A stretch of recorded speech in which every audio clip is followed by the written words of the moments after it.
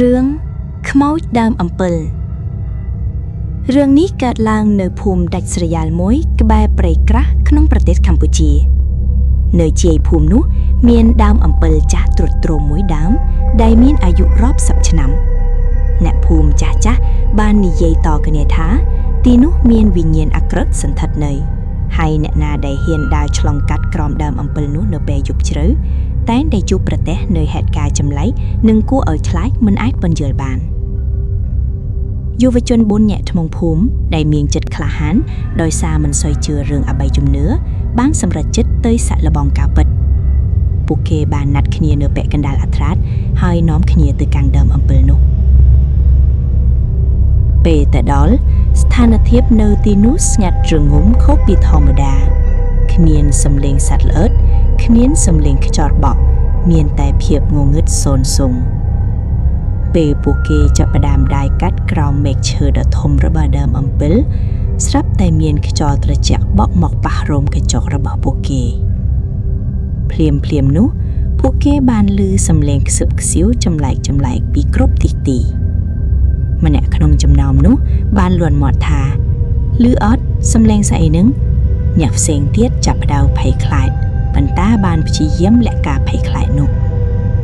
ពេលពួកគេបន្តដំណើរទៅមុខបន្តិចស្រាប់តែមានសំឡេងយំសស្រាក់ពីលើដើមអំពិលពួកគេទាំង4នាក់ងើបមើលទៅលើតែមិនឃើញអ្វីទាំងអស់ពេលនោះភាពក្លាហានរបស់ពួកគេក៏បាត់អស់រលីងហើយពួកគេក៏បបួលគ្នារត់ចេញពីទីនោះយ៉ាងលឿនខណៈដែលពួកគេកំពុងរត់ម្នាក់ក្នុងចំណោមនោះបានដួលហើយពេលងើបមើលទៅមុខស្រាប់តែឃើញសម្រៅមនុស្សស្រីសក់វែងស្លៀកសក់ខ្មៅកំពុងឈរសម្លឹងមកពួកគេទាំងភ្នែកក្រហមឆៅនាងទៅចាត់នឹងការស្លាប់ដ៏អណយអាធមរបស់នាងនៅទីនោះហើយវិញ្ញាណរបស់នាងនៅតែសន្ធិដ្ឋមិនអាចទៅចាប់កំណយថ្មីបានពួកគេមិនបានងាកក្រោយមើលទៀតទេរត់ត្រង់ទៅផ្ទះរៀងខ្លួនតែញ័រខ្លួនតាំងពីពេលនោះមកពួកគេលែងហ៊ានដើរកាត់ដើមអំពើនោះទៀតហើយក៏លែងហ៊ានប្រមាថដល់ជំនឿរបស់អ្នកភូមិចាស់ទៀតដែររឿងនេះបានក្លាយជាការដាស់តឿនដល់អ្នកភូមិទាំងអស់ឲ្យចេះគោរពទីកន្លែងដែលមានជំនឿបន្ទាប់ពីយុវជនទាំង4នាក់បានរត់មកដល់ផ្ទះរៀងខ្លួនពួកគេគិតថាអ្វីៗបានបញ្ចប់ហើយប៉ុន្តែរឿងរ៉ាវពិតប្រាកដទើបจะចាប់ផ្ដើមប៉ុណ្ណោះព្រឹកឡើងម្នាក់ក្នុងចំណោមពួកគេឈ្មោះធារាដែលជាអ្នកដួលនៅមុខខ្មោចស្រីនោះចាប់ផ្ដើមមានអាការៈប្លែកគេមិននិយាយរកអ្នកណាឡើយអង្គុយសម្លឹងតែទៅទិសខាងដើមអំពើហើយភ្នែករបស់គេប្រែជួយក្រហមខុសធម្មតាម្ដាយរបស់គេឃើញសភាពមិនស្រួលក៏ប្រញាប់ទៅរកលោកតាអាចារ្យប្រចាំភូមិឲ្យមកជួយមើលពេលលោកតាអាចារ្យមកដល់គ្រាន់តែឈានជើងចូលដល់មាត់ទ្វារផ្ទះធារាក៏ស្រែកឡើងដោយសំឡេងស៊យយ៉ាងស្រួយវាហ៊ានមកកាត់កន្លែងអានវាត្រូវតែនៅបម្រើអានលោកតាអាចារ្យដឹងភ្លាមថានេះជាវិញ្ញាណសន្ធិដ្ឋលោកតាបានសូត្រមន្តរួចសួរទៅព្រលឹងនោះថានាងជាអ្នកណាហេតុអ្វីមកបៀតបៀនក្មេងៗបែបនេះតាមរយៈមាត់របស់ធារាខ្មោចស្រីនោះបានរៀបរាប់តាំងទឹកភ្នែកថានាងឈ្មោះនារីកាលពីមុននាងត្រូវគេធ្វើបាបរហូតដល់ស្លាប់នៅក្រោមដើមអំពើនោះហើយគ្មានអ្នកណាមកធ្វើបុណ្យបញ្ជូនកុសលឲ្យនាងឡើយទើបព្រលឹងនាងវិលវល់និងពោពេញដោយកំហាំងលោកតាអាចារ្យបានសម្រុះសម្រួលថាបើព្រលឹងនាងព្រមចេញពីខ្លួនធារាលោកតានឹងនាំអ្នកភូមិទៅធ្វើបុណ្យបញ្ជូនកុសលនិងសង់ខ្ទមតូចមួយនៅក្បាលដើមអំពិលនោះដើម្បីឲ្យនាងបានជ្រកកោននិងមិនឲ្យអ្នកណាមករំខានទៀតឡើយបន្ទាប់ពីយល់ព្រមធារាក៏ដួលសន្លប់បាត់ស្មារតី3ថ្ងៃក្រោយមកអ្នកភូមិបានរួមគ្នារៀបចំពិធីសូត្រមន្តបណ្ដេញគ្រោះនិងឧទ្ទិសកុសលនៅក្រោមដើមអំពិលនោះយ៉ាងធំដុំចាប់តាំងពីថ្ងៃនោះមកដើមអំពិលនោះលែងមានសម្លេងយំសស្រាក់ទៀតហើយប៉ុន្តែអ្នកភូមិនៅតែមានការប្រុងប្រយ័ត្នធារានិងមិត្តភក្តិបានរៀនមេរៀនមួយដ៏ធំថាទោះមិនជឿក៏មិនត្រូវប្រមាថបន្តមកទៀតបន្ទាប់ពីរឿងរ៉ាវនៅដើមអំពិលបានស្ងប់ស្ងាត់ស្រាប់តែមានរឿងចម្លែកមួយទៀតបានកើតឡើងដែលលើកនេះមិនមែននៅក្រោមដើមឈើទេគឺកើតឡើងចំកណ្ដាលភូមិតែម្ដងប៉ុន្មានខែក្រោយមកភូមិទាំងមូលចាប់ផ្ដើមមានសភាពចម្លែករៀងរាល់យប់ថ្ងៃសៅរ៍តែងមានសំឡេងគ្រិកដូចមានគេអូបអ្វីមួយយ៉ាងធ្ងន់នៅលើផ្លូវលំអ្នកភូមិម្នាក់ឈ្មោះពូសូនដែលត្រូវដាវឆ្លោះកង្កែបពេលយប់បានជួបរឿងមួយដែលធ្វើឲ្យគាត់ចងចាំមួយជីវិតយប់នោះម៉ោងប្រហែល12អត្រាតពូសូនកំពុងដាវកាត់វាលស្រែត្រឡប់មកផ្ទះវិញស្រាប់តែពន្លឺអំពូលលើក្បាលរបស់គាត់ចាប់ផ្ដើមរលត់គាត់ក៏បានឃើញស្រមោលខ្មៅធំមួយកំពុងអង្គុយជ្រងច្រាំងនៅមាត់ត្រពាំង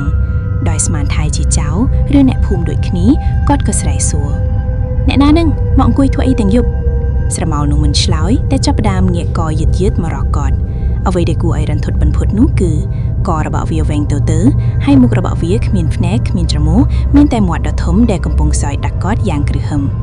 វាមិនមែនជាខ្មោចស្រីនៅដើមអំពិលទេតែវាគឺជាអាបឬប្រេតដែលអ្នកភូមិធ្លាប់ល្បីថាមានអ្នកចិញ្ចឹមក្នុងភូមិ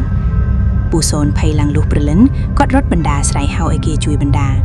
ពេលគាត់រត់មកដល់មុខខ្ទមអ្នកតាដែលលោកតាអាចារ្យទើបតែសង់ឲ្យវិញ្ញាណនារីខ្មោចដើមអំពិលស្រាប់តែមានខ្យល់កន្ត្រាក់យ៉ាងខ្លាំងបាក់កាត់មុខគាត់សម្ដៅទៅរកស្រមោលខ្មៅនោះអ្នកភូមិជឿថាវិញ្ញាណនារីដែលបានទទួលបុណ្យកុសលកំពុងតែចេញមកជួយការពារអ្នកភូមិពីពួកអមនុស្សអាក្រក់ផ្សេងៗដើម្បីតបស្នងដែលអ្នកភូមិឈប់រំខាននឹងធ្វើបុណ្យឯនាងសាយខ្លាំងពូសូនបាននាំអ្នកភូមិទៅពិនិត្យមើលកន្លែងត្រពាំងនោះស្រាប់តែឃើញដានជើងធំនិងមានក្លិនឆ្អាបដូចសាកសពចាប់ពីថ្ងៃនោះមកអ្នកភូមិកាន់តែមានជំនឿមុតមមហើយតែងតែសែនព្រេនសុំសេចក្តីសុខរៀងរាល់ខែក្រោយពីហេតុការណ៍ពូសូនជប់ខ្មោចលងមកអ្នកភូមិចាប់ផ្ដើមសង្ស័យលើយាយម៉ៅគាត់គឺជាដូនចាស់ម្នាក់រស់នៅម្នាក់ឯងក្នុងខ្ទមចាស់ចុងភូមិយាយម៉ៅមិនស៊ើនិយាយស្ដីរកអ្នកណាទេហើយអ្វីដែលចម្លែកនោះគឺផ្ទះរបស់គាត់តែងតែបិទទ្វារជិតឈឹងនៅពេលយប់សើប៉ុន្តែមានពន្លឺពណ៌ខៀវព្រិលហោះចេញចូលតាមបង្អោចយប់មួយយុវជនបង្គោលក្នុងភូមិ3នាក់នាំគ្នាទៅលុបមើលផ្ទះយាយម៉ៅពួកគេបានលុបចូលតាមរបងក្រោយផ្ទះហើយអើតមើលតាមប្រហោងកដាអ្វីដែលពួកគេបានឃើញគឺធ្វើឲ្យពួកគេស្ទើរតែកាំងបេះដូងយាយម៉ៅកំពុងអង្គុយសួតមន្តខ្សឹបនៅមុខកញ្ចក់ចាស់មួយភ្លាមនោះក្បាលរបស់គាត់ក៏ចាប់ផ្ដើមដាក់ចេញពីខ្លួនយឺតដោយមានភ្ជាប់មកជាមួយនឹងគ្រឿងខ្នងនិងពន្លឺភ្លើងភ្លៀកក្បាលនោះបានហោះចេញតាមបង្អោចសម្ដៅទៅរកក្រលគោរបស់ញ៉ាំភូមិដើម្បីរកស៊ីឈាមសត្វចំណែកឲ្យខ្លួនរបស់គាត់ដែលនៅសល់តែត្រឹមមាត់កក៏អង្គុយស្ងៀមទ្រឹងដូចរូបចម្លែកយុវជនទាំងនោះភ័យពេកក៏រត់ទៅប្រាប់លោកតាអាចារ្យទាំងយប់លោកតាអាចារ្យមានប្រសាសន៍ថាយាយម៉ៅគាត់រៀនមន្តអាគមខុសខានមិនបានសែនគ្រូទើបមន្តអាគមនោះស៊ីម្ចាស់คล้ายជាអាបបែបនេះ